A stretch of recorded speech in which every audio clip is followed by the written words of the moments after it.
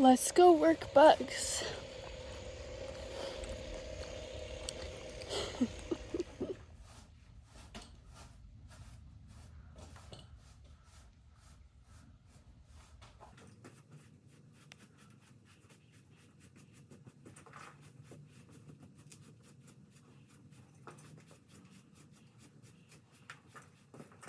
Let's do some more. Okay, hello, welcome back to another video of working with bugs. So I am adding something new today. We're teaching her something new, but first off, I'm just going to warm her up a little bit with something we already know, just get her lunging around a little bit, doing something familiar, easy, just to get her thinking and get her mind on me, because there was a lot of other noises and things going on outside of the arena this day, so she kind of was distracted, but overall I really like how she handled it. So just as I'm getting her warmed up a little bit here, what I am going to be doing today with her is introducing cinch pressure or girth pressure, as well as flank pressure. So you can see the rope that is on the ground in the middle of the arena. I have attached a brass ring to the clip so that I can put the end of it through the ring to make it really easy and really loose, to be able to have the rope easily slide back and forth through the ring, if that makes sense. So it's basically like a homemade flank strap, I guess. So she is a brat going this direction. She's a brat having me on this side of her as a whole, so it's a work in progress, but she's getting there.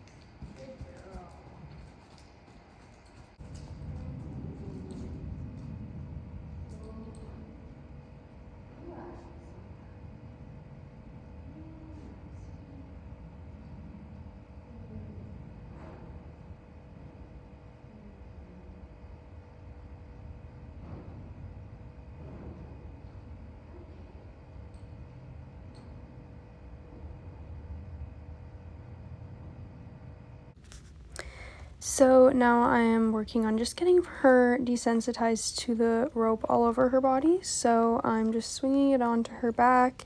If she wants to walk around, that's fine, but she's just, gonna have to deal with it. But I ask her to stop there and then throw it on her again. She really doesn't seem to care. She's a little bit distracted, which tells me that this is kind of boring for her. She wears a blanket, so she is desensitized to things on her back. Again, if she wants to rock around, it's not a big deal to me, but I do ask her to stop there, and she does. So just kind of more so making sure she's paying attention. I don't think she's scared or really cares about having the rope on her back at all. So then we go on to working on the other side. This is her weaker side, so she doesn't really love me on this side as a whole, but again, she really doesn't care. The rope really isn't phasing her too much.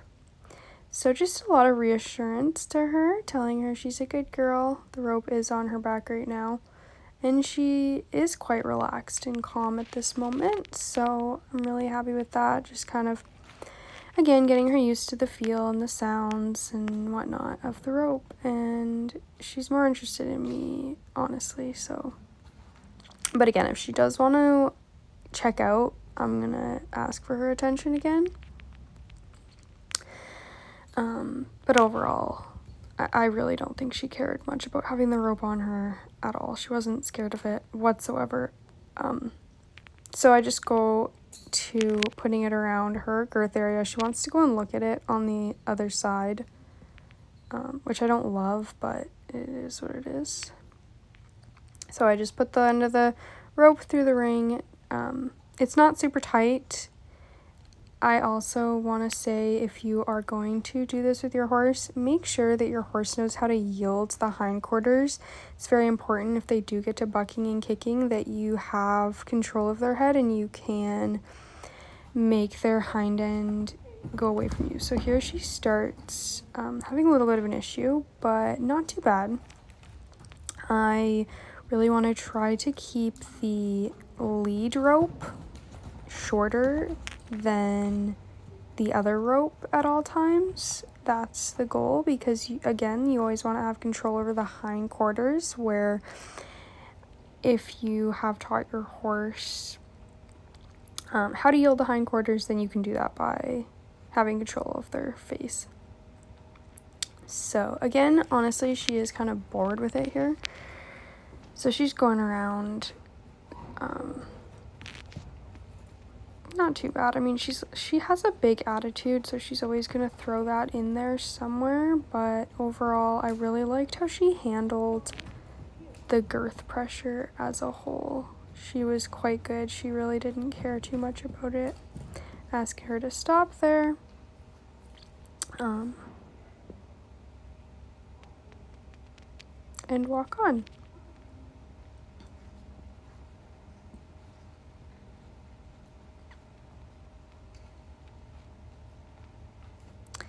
You can see she's very relaxed and calm at this point. Again, like I said, it really didn't faze her too much, the girth pressure. And also, again, she does wear a blanket, which does have straps in the middle. They're not obviously right in that position or as tight, but still. So I was really happy with that. Very low drama, so I'm just going to take it off, or I'm going to put it back to the flank area. And this is more so for accidental situations where something is tickling them in their flank. Again, it's not tight. It's more so just a tickle and an uncomfortable feeling, but it's good to get them used to this in case something ever does touch their flank while you're riding them. You might not want to fully get killed. So I do like to teach this and teach them that they can come back to calmness if they do get upset by it, which she does. So there, I ask her to yield her hindquarters, which she does, so she's not kicking towards me at that point anymore. I expected this to happen because, again, she does have a very big attitude, but when I ask her to stop, she actually comes back to me really well and walks on. So I was really happy with that. I expected her to be way worse, honestly, and then I asked her to pick up the trot again, and she did a really cute little trot. Again, she does have to throw some attitude in there just because that's who she is. Does a little kick, and then I asked her to yield her hindquarters again, which she did. So I was happy with her reactions that she was giving me to what I was asking for. And again, a nice little trot, low drama at this point. Ask her for a stop, and she gives it to me. Ask her to keep going again.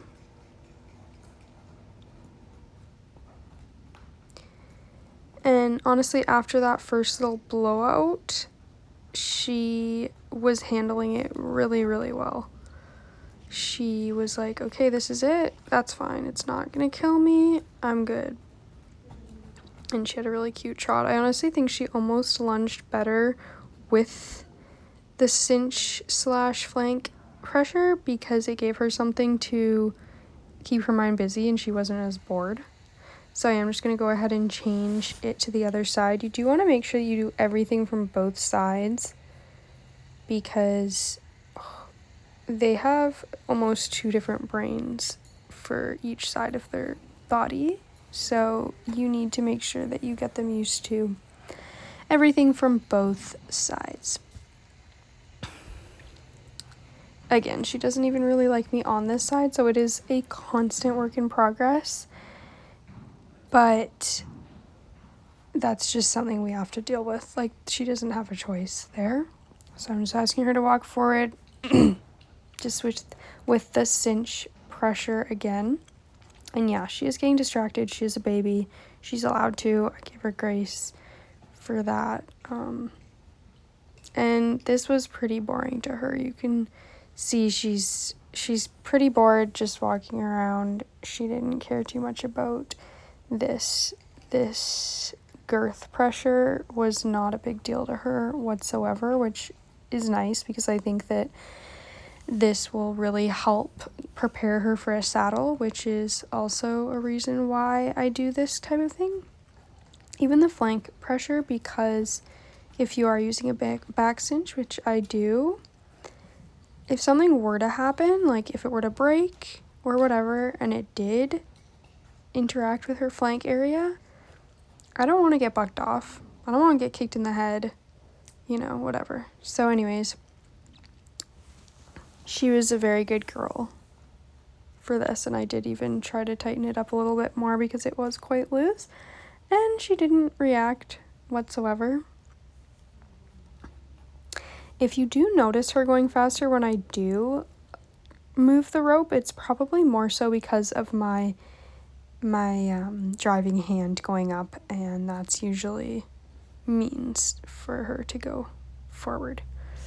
So I'm just moving it back down to where the back cinch would go, or to her flank. And she's just walking at this point. Typically, if they are going to do something, it's going to be at the trot of the lope, but not the walk. But she did kind of kick out a little bit more there, but nothing too crazy. Ask for the trot, and again, she feels that little tickle, and she doesn't like it, but she wasn't nearly as bad that time. And then she went right back to a little jog.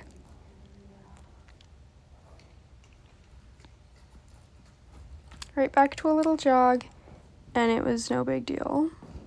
I mean, she always has her moments. She's got to have her moments, but I think in response to the flank strap, it wasn't that big of a deal after her initial freak out.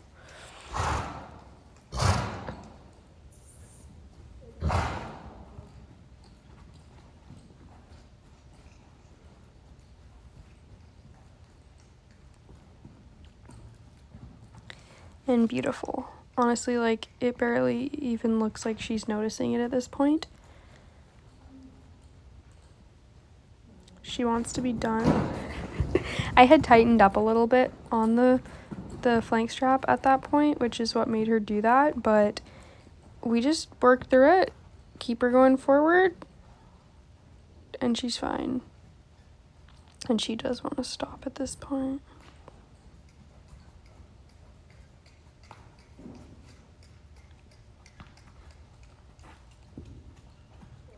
I'm just trying to get a reaction of her at that point because I want to get it all out and let her know it's fine, do what you have to do, but it's not going to kill you. You're making it out on the other side alive.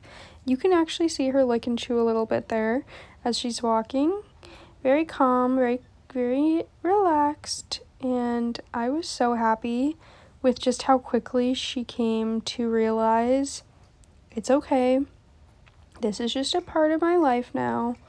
I'm an adult, or on my way to becoming one. And this really showed me, well, I mean, I've already known this because of working with her previously, but just how good of a mind she has and how smart she is. She's honestly too smart for her own good, but she does figure things out very quickly, and that's something that I love about her, and it's going to make it a lot easier training her. So I just asked her to stop. And yeah, I was really happy with her. She was such a good girl. For how much work I've done with her, like, it is really impressive, honestly, because she has not done much at all. And I know if I did this to Dita, she would buck way more than this horse did, which is you know, saying a lot. She's a good baby. And I really don't tiptoe around her when I'm doing this thing. I'm not being careful with the rope. I'm letting it fly around, make all the noises, make all the, whatever. So, yeah.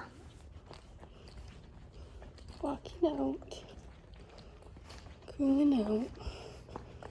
Spicy girl. You seen in this video or not? Let's try.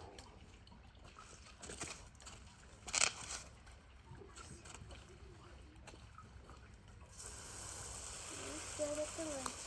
Stay next game.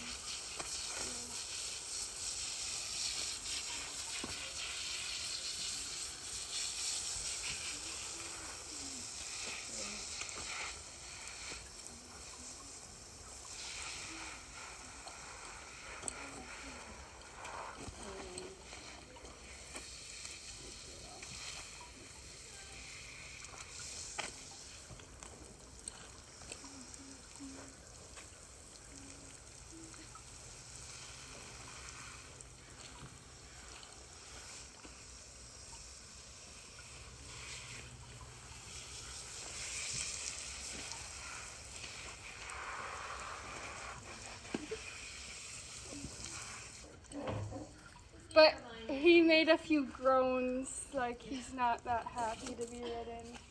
It's hard work. And Mom's horse was like laying down the whole day. Mom's horse? He's like, I'm tired. I got ridden for once. Do you want to go back outside naked for one day? How about that? Go roll. I know you're going to. Okay, maybe not in the mud. There you go. Go in the grass. Okay. Pathetic.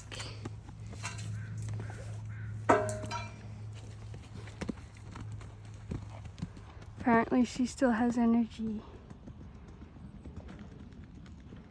That horse always has energy.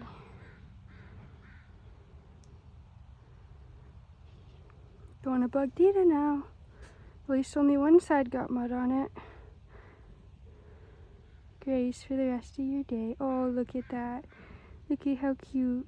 Dita's gonna be mean to her.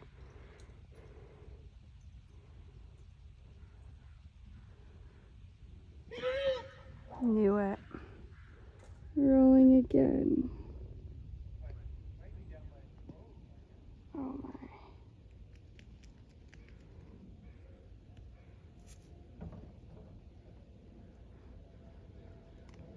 Now, are we gonna Grace or are we gonna roll again? Roll again.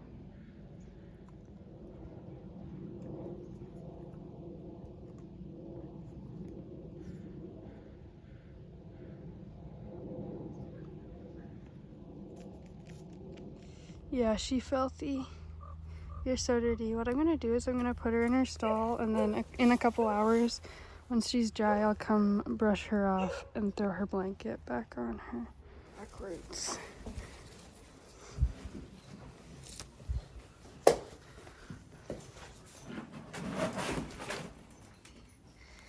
I just brushed off Buggy. Her fur is still a little like crinkled, but it's because this is so thick. Like you can't really tell how thick this is when you're just looking, but her fur is so gosh darn thick. Hi, sweetheart. You are such a sweet baby. So I'll just throw her blanket back on and then call it a night. Okay, Bugs has her blankie on. So, as kind of a recap for this video, I am so happy with Bugs and her progress this week. It's really like only my first week having kind of consistency with her, because it's always been just like once a month I bring her out and do something with her. And this week's been the first week where I think I worked her either 3 or 4 times. I think 4 times, but one of them was only for like 10 minutes because she was just so good.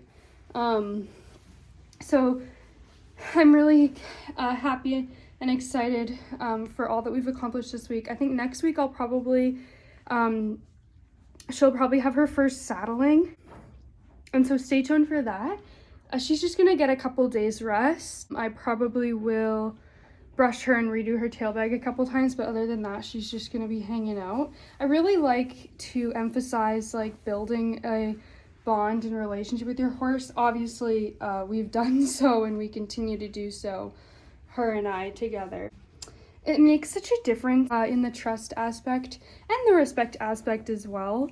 I find anyways, if you actually have like a mutual understanding and bond, like, you know, it's cringy to say the word bond, but it's true, you know, like she's such a sweetheart. Anyway, so yeah, she'll have a couple days, not only to rest physically, because today she did get quite sweaty, not only to rest physically, but also to give her mind a little rest and to let everything that we did this week sink in. She learned a lot, and she improved a lot, and she exceeded my expectations, really. So I'm excited to see how she does next week, and it's still gonna be quite a while before I get on her. I don't like to rush them. I do everything very slow, very easy, at their pace. And so I want to do a lot of ground driving and a lot of ponying before I do just get on her, as well as I also am going to be getting her teeth done and have her joints and bones looked over by my vet before I do get on her, just to make sure that she's, you know, a-okay. And if she does seem like she isn't, then I'll just wait. I'm not going to get on her until at least June anyways, because that's when she'll officially turn 2. I don't buy into the whole January 1st, your horse is a new age. I call her a coming 2-year-old now, so I guess I sort of do, you know, halfway.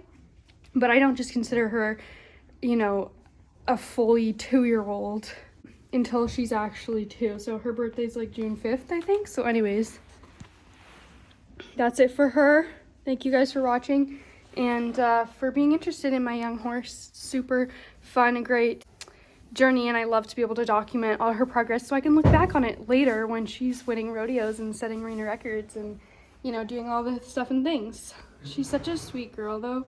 She's really like come into herself lately, and you can really see her personality. Oh, too dark down there. But anyways, yeah, thank you guys for watching. See you next time. Bye.